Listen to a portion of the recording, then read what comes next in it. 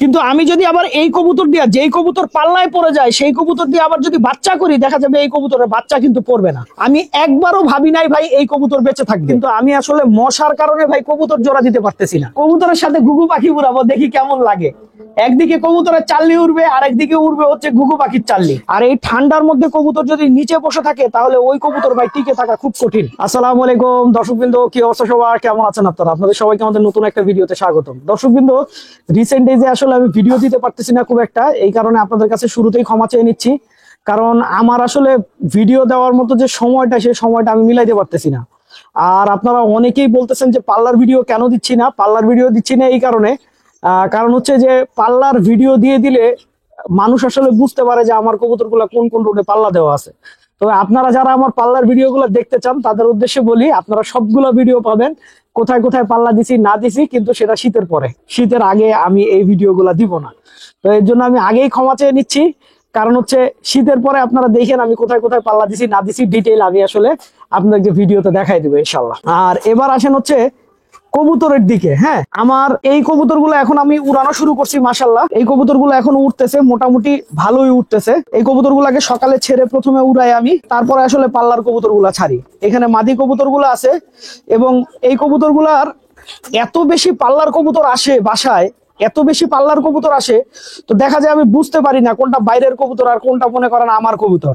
তো আপনারা সবাই জানেন যে আমি পাল্লার কবুতর আসলে সেই কবুতর আসলে বাসা থেকে উড়াই দিই, বাসায় বসতে দেই না। তো এইটা যেন বুঝতে পারি এই কারণে আমি আমার সব কবুতরকে রং করে দিছি, সব কবুতরের বুকে কমলা কালারের রং করে দিছি। এতে আমি এখন একটু শান্তিতে আছি, কারণ প্রত্যেকদিন সন্ধ্যার সময় দেখা যায় তো আমি দেখতে পাই যে বাসায় বাইরের কবুতর আসছে, তখন সন্ধ্যা হয়ে গেছে, কবুতর তাড়াই দিতেও খারাপ লাগে। আর এখন বুঝতে পারি, বামে বসলেই বুঝতে পারি যে কোন কবুতরটা আমার না, ওই কবুতর আসলে আমি তাড়াই দিই। আর এইদিকে আমাদের আবলক কবুতরটা তো এখন বাসায় নাই, ঠিক আছে। এই যে আমার হাতে এখন আপনারা যে কবুতরটা দেখতেছেন, এটা আবলকের জায়গা দখল করছে। কেন বলতেছি আবলকের জায়গা দখল করছে?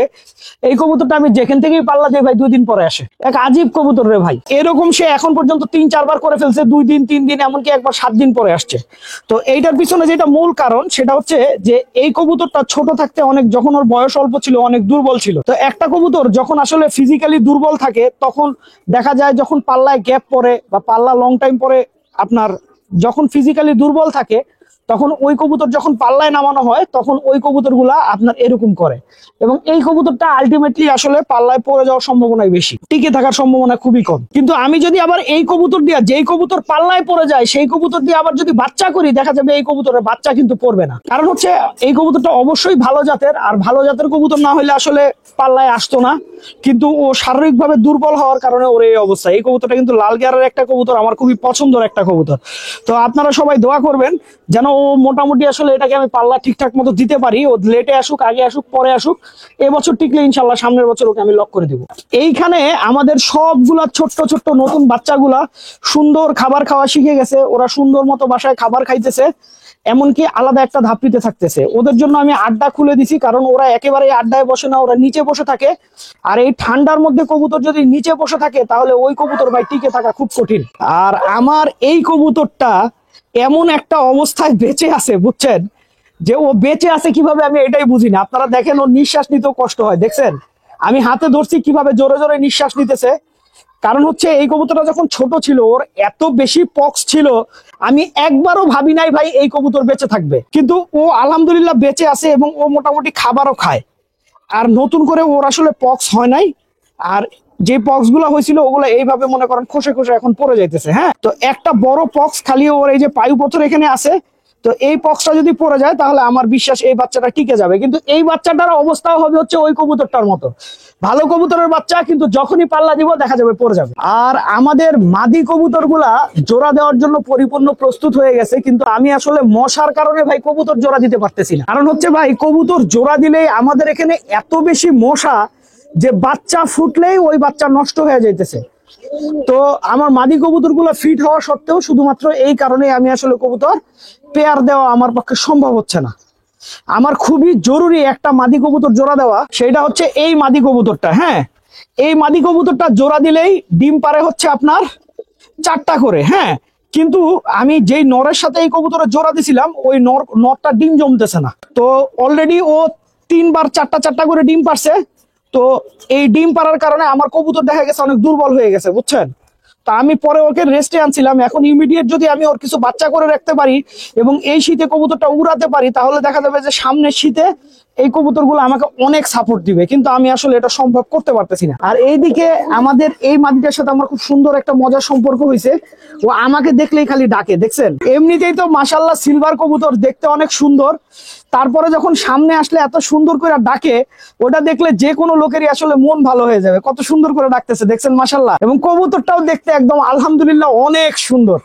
তো আপনারা দোয়া করবেন যেন এই কবুতরটা আসলে আমি আমার বাসায় বাড়াইতে পারি। আমার বাসায় সিলভার কবুতর আছে, কিন্তু এত সুন্দর সিলভার কবুতর আসলে আর নাই। আমি চাইতেছি এই সিলভার মাদি কবুতরটাকে একটু ডাউন শেপের একটা কবুতরের সাথে দিব, কারণ এই কবুতরটার মাথা কিন্তু একদম পিচ্চি মাথা, ঠিক আছে? ডাউন শেপ না, আর ডাউন শেপের কবুতর সবারই দেখতে একটু ভালো লাগে। আর আমার ইচ্ছা আছে যে এই কবুতরটাকে আমি সিলভার প্যাটার্নেই রাখবো। তার মানে হচ্ছে ওকে ও সিলভারেই থাকবে, সিলভারের মধ্যেই আসলে আপনার অন্য মাথার শেপে দেওয়া যায় কিনা আমি এটার জন্য একটা নর ঠিক করছি, আপনাদেরকে দেখাই। আমি চিন্তা করছি আমার এই সিলভার নটটার সাথে ওই মাদিটার জোড়া দিব। এই কবুতরটাও সিলভার, কিন্তু বডিতে আসলে ওইরকম আসলে যে দাগটা সেই দাগটা নাই। হ্যাঁ, আবার মাথার দিকটার শেপটা আবার খুব সুন্দর, খেয়াল করে দেখেন মাথার শেপটা কিন্তু মাশাআল্লাহ অনেক সুন্দর।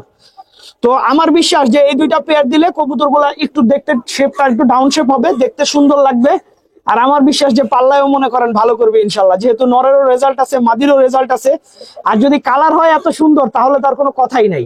আর এই যে আপনাদেরকে যেটা বলতেছিলাম যে মশার কামড়ে আমাদের কবুতরের অবস্থা নাকাল, আপনারা দেখেন যে মশা কি পরিমাণে কবুতর গুলাকে কামড়াইতেছে, যে কারণে সবগুলা কবুতর এরকম গুটি সুটি হয়ে দুর্বল হয়ে আছে। শুধু যে এই বাচ্চাটা তা না, আমাদের সবগুলা বাচ্চারই একই অবস্থা। দেখাই আপনাদেরকে, এই যে এখন যে বাচ্চা কবুতরটা দেখতেছেন এইটার অবস্থাও কিন্তু মশার কামড়ে অবস্থা খারাপ হয়ে গেছে, বুঝছেন?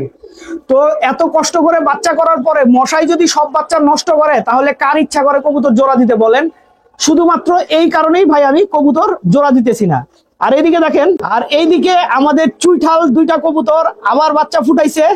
তো ওরা সুন্দর মতো ওদের বাচ্চাকে খাওয়াইতেছে, এটা কিন্তু দেখা যাইতেছে না ক্যামেরায়, কারণ ছোট্ট বাচ্চা মাথা নোয়া খাওয়াইতেছে, যে কারণে দেখা যাইতেছে না।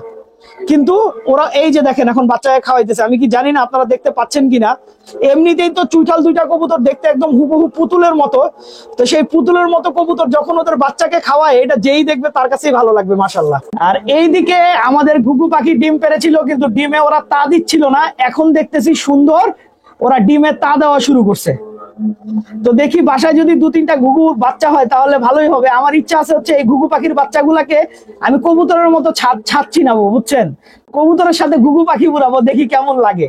একদিকে কবুতরের চাল্লি উড়বে, আর একদিকে উড়বে হচ্ছে ঘুঘু পাখির চাল্লি। তো দর্শকবৃন্দ, ভিডিওটা আমি এখানেই শেষ করছি। আপনারা সবাই ভালো থাকবেন, 5 ওয়াক্ত নামাজ পড়বেন। আসসালামু আলাইকুম।